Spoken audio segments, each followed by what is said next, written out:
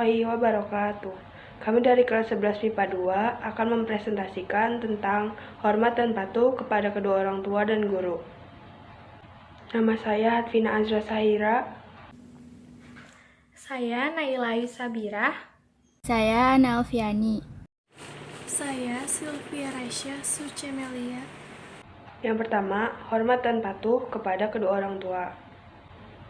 Hormat kepada kedua orang tua adalah menghormati kedua orang tua dengan senantiasa berbuat baik, taksim, hikmat, dan senantiasa memuliakan mereka. Agama Islam mengajarkan dan mewajibkan kita sebagai anak untuk berbakti dan taat kepada ibu dan bapak. Berbakti dan taat kepada orang tua merupakan perbuatan yang terpuji. Salah satu ayat yang memerintahkan kita untuk hormat kepada kedua orang tua yaitu Quran Surah An-Nisa ayat 36. A'udzu billahi minasyaitonir rajim. Bismillahirrahmanirrahim. Wa'budullaha wa la tusyriku bihi syai'a. Wa bil walidaini ihsana wa bizil qurba wal yatama wal masakini wal zari zil qurba wal zaril junubi wassahibi bil junubi wa abnis sabili wa ma malakat aymanukum. Innallaha la yuhibbu man kana mukhtalan fakhura. Artinya, dan sembahlah Allah dan janganlah kamu menyekutukannya dengan sesuatu apapun. Dan berbuat baiklah kepada kedua orang tua, karib kerabat, anak-anak yatim, orang-orang miskin, tetangga dekat dan tetangga jauh, teman sejawat, ibnu sabil dan hamba sahaya yang kamu miliki. Sungguh, Allah tidak menyukai orang yang sombong dan membanggakan diri. Imam An-Nawawi menjelaskan arti dari birrul walidain, yaitu berbuat baik kepada kedua orang tua, bersikap baik kepada mereka, melakukan berbagai hal yang membuat mereka bergembira, dan berbuat baik kepada teman-teman mereka. Hukum hormat kepada orang tua. Jadi, hukum hormat kepada orang tua itu adalah fardu ain, di mana perilaku taat kepada kedua orang tua memang menjadi sebuah keharusan bagi seorang anak. Sebagai wujud birrul walidain, taat kepada orang tua merupakan bagian dalam etika Islam yang menunjukkan tindakan kebaktian. Para ulama telah sepakat bahwa hukum taat dan patuh kepada orang tua adalah fardu ain. Lalu ada cara berbakti kepada orang tua, yaitu cara berbakti kepada orang tua yang masih hidup dan cara berbakti kepada orang tua yang telah meninggal. Nah, cara berbakti kepada orang tua yang masih hidup yang pertama adalah berbakti dengan melaksanakan nasihat dan perintah yang baik dari keduanya.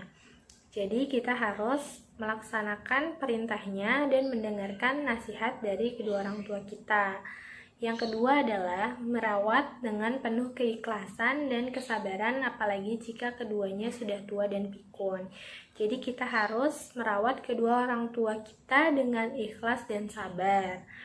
Lalu yang ketiga yaitu merendahkan diri, kasih sayang, berkata halus dan sopan serta mendoakan keduanya.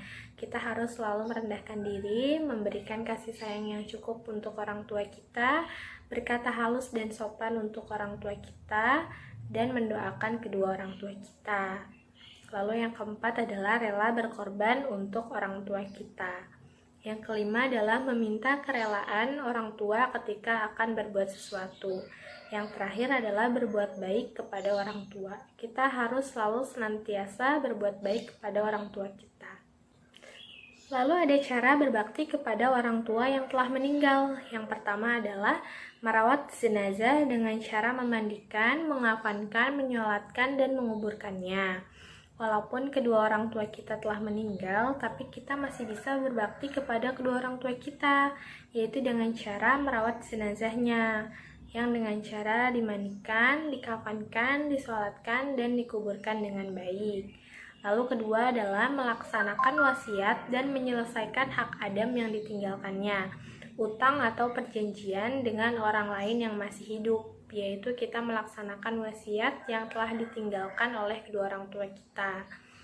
Lalu yang ketiga adalah menyambung tali silaturahmi kepada kerabat dan teman-teman dekatnya atau memuliakan teman-teman kedua orang tuanya.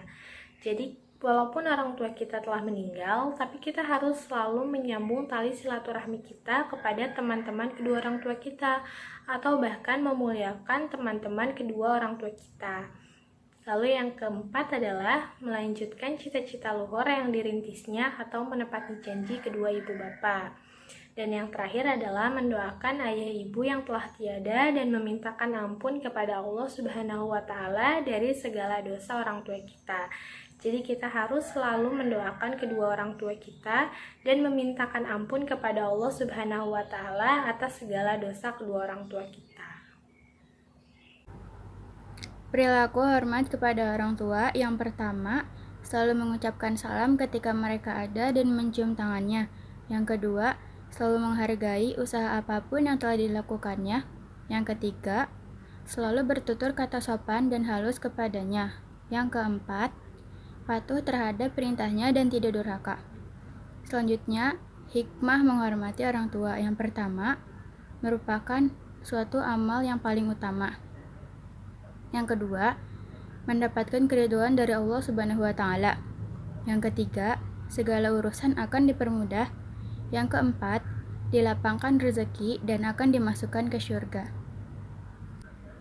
Selain hormat dan patuh kepada orang tua, kita juga harus hormat dan patuh kepada guru. Hormat kepada guru artinya menghargai, mematuhi, dan mendengarkan segala yang disampaikan oleh guru dan melaksanakannya dengan sebaik-baiknya. Guru adalah seseorang yang mengetahui ilmu. Bisa disebut alim atau ulama. Dialah orang yang takut kepada Allah Subhanahu wa Ta'ala. Imam Al-Ghazali mengkhususkan guru dengan sifat-sifat kesucian, kehormatan, dan penempatan guru langsung sesudah kedudukan para nabi. Penyair Syauqi juga telah mengakui nilainya seorang guru dengan kata-kata yaitu berdiri dan hormatilah guru dan berilah penghargaan. Seorang guru itu hampir saja merupakan seorang rasul. Nah, selanjutnya yaitu hukum hormat dan patuh kepada guru. Jadi hukumnya itu sangatlah wajib, karena kita sebagai murid harus sangat patuh kepada guru. Karena guru juga merupakan orang yang telah memberikan kita banyak ilmu yang bermanfaat dan berguna bagi kita dan semua orang. Sama halnya dengan orang tua. Nah, cara berbakti kepada guru yaitu menghormati dan memuliakannya, tidak melawan, berbicara dengan sopan, mengikuti nasihatnya ketika guru sedang menasihati kita, menyapa guru ketika kita bertemu dengan guru di jalan. Contoh perilaku hormat kepada guru yaitu memperhatikan ketika guru sedang menjelaskan, mendatangi tempat belajar dengan penuh semangat, bertanya kepada guru ketika guru sedang menjelaskan dan kita tidak mengerti apa yang sedang ibu terangkan, dan berpakaian rapi serta sopan.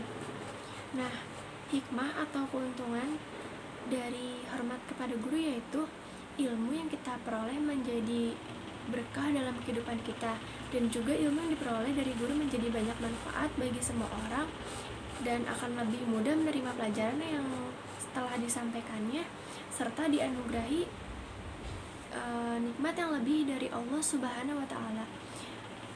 Sekian presentasi serta penjelasan dari kami, kurang lebihnya mohon maaf. Wabillahi taufik walhidayah. Wassalamualaikum warahmatullahi wabarakatuh.